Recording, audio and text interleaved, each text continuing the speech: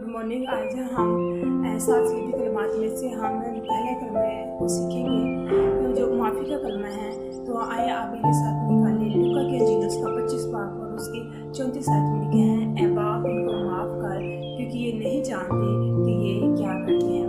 Father forgive them for they do not know that they do.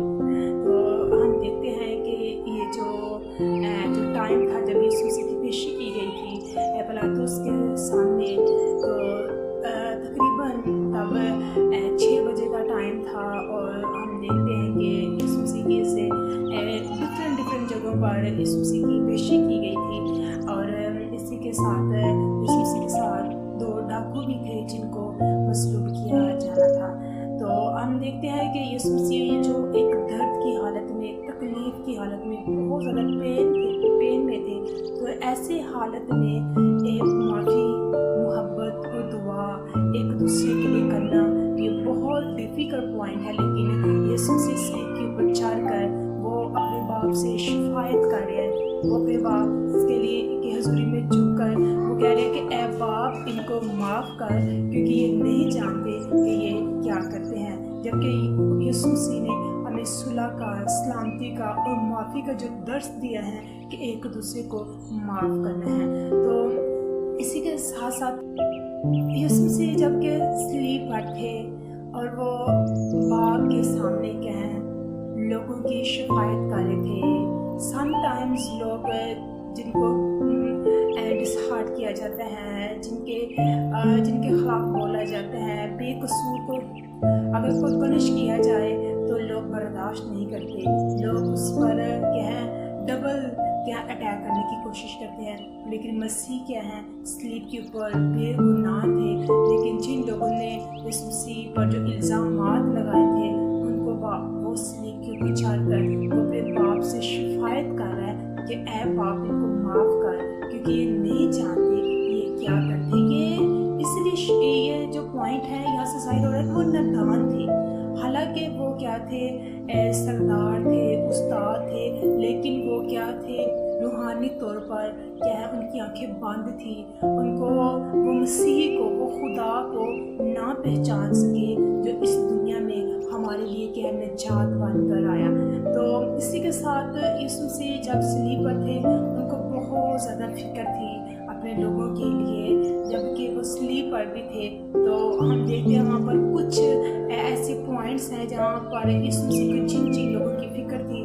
तो अगर देखें तो यीशु मसीह को फिक्र थी कि जो डाकू जिसने तौबा करनी थी तो कहीं वो तौबा किए बगैर कहीं मार न जाए, यीशु मसीह को उसकी फिक्र हो रही थी। तो इसी के साथ साथ यीशु मसीह को दूसरी फिक्र ये हो रही थी कि जिन लोगों ने यीशु मसीह को मसलूब किया है, जिन लोगों ने यीशु मसीह पर इल्ज़ाम हाथ लगाए हैं कि यीशु मसीह इनको माफ़ किए बगैर मसलूब ना हो जाए।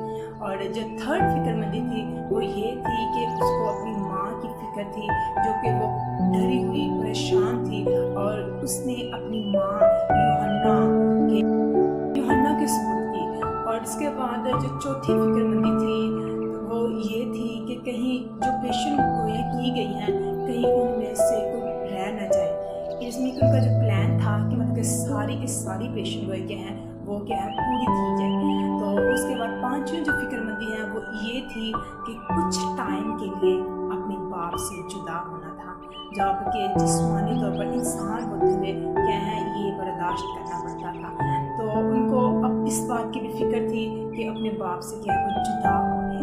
तो इसके बाद अगर हम देखें और एक फिक्र जो छठी फिक्र थी यीशु मसीह को ये थी कि उन्होंने 3 दिन और 3 रात क्या है ज़मीन में जाना है।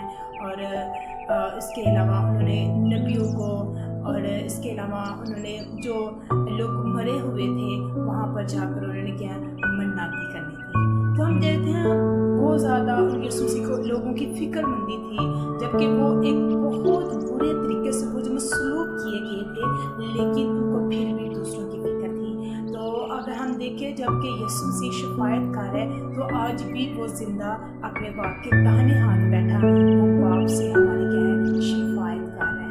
और वो आज भी आहें भर भर कर क्या है वो अपने लोगों के लिए अपने बाप से शिफायत करते हैं। हैं। तो कलाम भी हमें सिखाता है कि अपने सताने वालों के लिए दुआ करो, बरकत चाहो। तो आज मेरे और आपके लिए भी ये मैसेज है कि हम अपने सताने वालों के लिए बरकत चाहें, एक दूसरे को माफ़ करें, और जो पैगाम मसीह ने मुझे और आपको स्लीप के ऊपर चढ़ कर दिया है, हम इस पैगाम को स्प्रेड करें, एक दूसरे तक फैलाएं और एक दूसरे की बर्दाश्त करें जैसे मसीह ने। जबकि हम जानते हैं कांटों का ताज रखा गया, हाथ पर पाँव पर किल ठोके गए, मसीह ने हमें माफ़ी का पैगाम दिया है। तो हम भी एक दूसरे को माफ़ करें, एक दूसरे की बर्दाश्त करें और मसीह के पैगाम को दूसरों तक फैलाएं, ताकि मोहब्बत जो शफ़क़त जो खुदा ने हमारे साथ की है, हम भी उसके शागिर्द होते हुए, उसके बेटे हम बेटे होते हुए, हमारा भी ये फ़र्ज़ है कि हम अपने बाप की मर्ज़ी को पूरा करें जैसे उसने हमें माफ़ किया है। आए आज आप भी एक दूसरे को माफ़ करें। जबकि ईस्टर सेलिब्रेट करने को है, तो क्या जैसे मसीह ने माफ़ किया, कि हम भी एक दूसरे को माफ़ करें। अगर रूठे हुए हैं, पिछड़े हुए हैं, तो आए इस ईस्टर पर एक डिफरेंट तरीके से हम इस डे को सेलिब्रेट करें और मसीह ने जो हमें पैगाम दिए हैं, इस पैगाम को अपने दिलों में, अपनी ज़िंदगी में एक्सेप्ट करें, ताकि आप भी मसीह की बादशाहत में दाखिल हो सकें। आए हम खुदा के हुज़ूर में शुक्र दुआ करेंगे। आसमानी बाप, हम तेरी शुक्रगुजारी करते हैं कि जो पाक और कादिर खुदा है, तुमने जो सलीब के ऊपर चढ़कर हमें जो माफ़ किया है, हम इस बात के लिए तेरे थैंकफुल हैं कि खुदावन तू जो जिंदा खुदा है और अपने लोगों को माफ़ करता है। तू आज भी अपने बाप के पास बैठा हमारे लिए शिफायत करता है। तो खुदावन जो तेरे लोगों ने तेरी आवाज़ को सुना है, ये तेरे कलाम पर अमल करे, तेरी बातों पर अमल करे, और बहुत सारे लोग खुदावन अपनी ज़िंदगी में तुझे अपना शख्सी निजात देता कबूल करते हुए खुदावन हमेशा तेरी मर्जी को पूरा करें। हम तेरी शुक्रगुजारी करते हैं और तेरे लोगों के लिए बरकत, ब्लेसिंग और माफ़ी और बर्दाश्त उसी के अजीम और जलाली नाम में आमीन। अब हमारे खुदा यीशु का फजल, खुदा बाबा की मोहब्बत, पाक की फ़क़त और शफ़क़त तमाम कदीम ईसा यरूशलेम और मुल्क पाकिस्तान पर आपसे लेकर अब तक होते हैं। आमीन। और ब्लेस यू, खुदा आप सबके साथ हो, खुदा आपकी मदद करे और हमेशा मसीह का पैगाम अपने दिलों में जिंदा रखें और एक दूसरे को माफ़ करें, ताकि आपकी ज़िंदगी से मसीह के नाम को इज़्ज़त दिलाएं।